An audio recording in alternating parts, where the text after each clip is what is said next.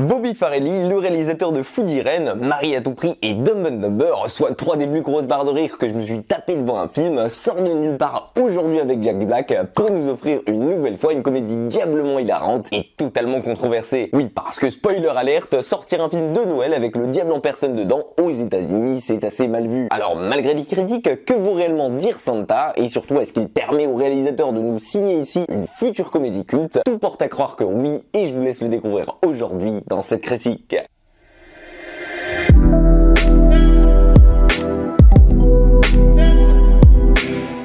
Dear Santa, vous l'aurez donc compris par son titre, c'est un film qui se déroule à Noël. Vous allez y suivre ici Liam Turner, un enfant un peu perturbé depuis qu'il a changé de quartier avec ses parents et qu'il est rentré à l'école en plein milieu d'année. Il fait ici sa rentrée en 6ème, n'a pas encore beaucoup de copains et surtout il croit toujours au Père Noël. Bref, de quoi devenir facilement la cible des moqueries des petites brutes de l'école. Mais justement, toute sa petite vie va basculer le jour où il décide d'écrire et d'envoyer sa lettre au Père Noël. Une chose pour laquelle son père le juge d'ailleurs beaucoup trop grand. Sauf qu'ici, il y a un petit hic, c'est que Liam est totalement dyslexique et donc au lieu d'envoyer sa lettre au pôle Nord direction Santa, elle tombe dans les mains de Satan. Oui, une toute petite erreur je sais, mais qui fait sacrément sa différence, surtout en anglais. Un Satan qui est justement représenté ici, je vous le donne dans le mille, par le seul et l'unique Jack Black. Oui, vous l'aurez donc compris, le pitch de départ de Dear Santa tient sur un post-it, à savoir se moquer de la dyslexie d'un gosse de 11 ans. Mais bon, si vous aviez peur que le film s'arrête là, je vous rassure tout de suite, Jack Black est le réalisateur de Dumb and Dumber compte bien vous surprendre ici en se lançant dans cette histoire à 2000%. Et je vous préviens, une fois lancé, pas moyen de les arrêter. Vous allez donc suivre ici Liam Turner pendant plusieurs jours, accompagné par Satan en personne, et partout où il passe,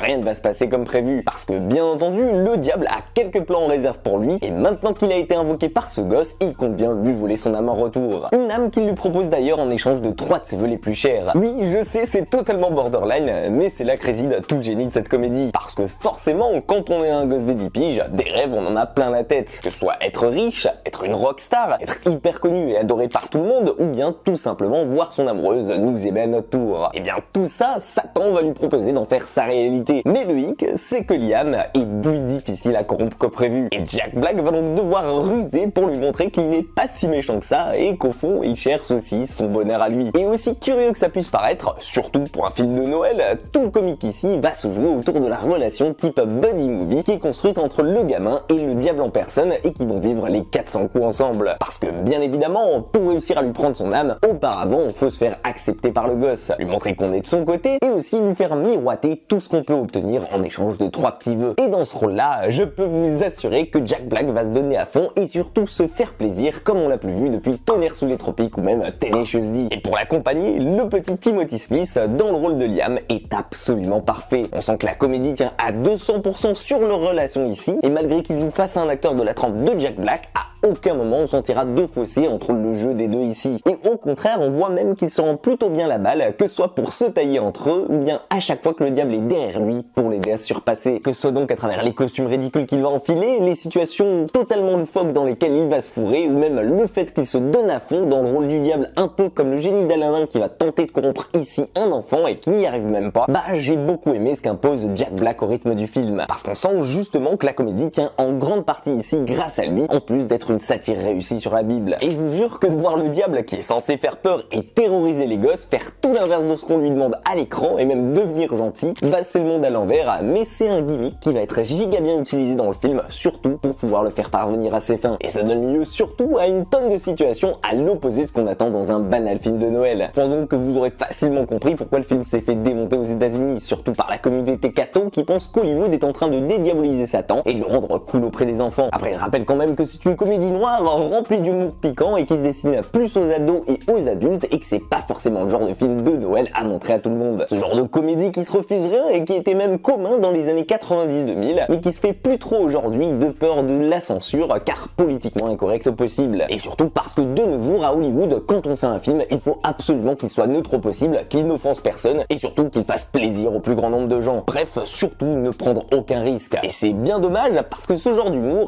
pas prise de tête, qui se moque de tout le monde à plusieurs reprises, façon South Park, bah de temps en temps, à travers tous les films Lewis qu'ils sont en train de produire là-bas, ça fait hyper plaisir à voir. Surtout quand on voit et qu'on ressent qu'ils y vont à 200% dans chaque scène ici, dans chaque dialogue, et que toutes les situations propices à un quiproquo sont bonnes à prendre. Et moi, faut savoir que c'est le genre d'humour avec lequel j'accroche le plus et qui me fait pleurer de rire. Parce que voir un film comme Barbac, dans lequel on suit un boucher vendre de la viande d'humain tuant des véganes, ou même par exemple Dogma, la comédie culte de Kevin Smith, dans laquelle deux démons essayent de retrouver leur place au paradis, en prouvant à Dieu en personne qu'il a tort, bah c'est des sujets qui peuvent déraper et qui sont assez forts en émotion, mais quand ils sont maîtrisés, ils cassent les codes de ce qu'on attend des comédies en allant les voir au cinéma, et ils tapent là où ça fait mal, en se refusant absolument rien, et surtout en se permettant de ridiculiser tout le monde dedans. Et je trouve ça ingénieux. Alors justement, tourner en ridicule la peur du démon, la méchanceté humaine, voire même le diable en personne, bah je trouve l'idée plutôt fraîche, et je trouve que ça fait du bien de voir une comédie potache et crue autour de Noël. Alors j'ai bien conscience que c'est pas le genre de film qui va plaire à tout le monde, mais de la sentir offusquée devant, bah je trouve ça abusé. Alors si comme moi vous aviez adoré Food Irene avec Jim Carrey, ou même Dumb and Dumber, dont on ressent clairement qu'il s'agit du même réalisateur ici, que l'humour provocateur et vulgaire ne vous fait pas peur, et surtout vu la période de l'année que vous recherchez un très bon film de Noël, loin des clichés habituels, bah honnêtement je ne peux que vous recommander de foncer voir Dear Santa sur Paramount+.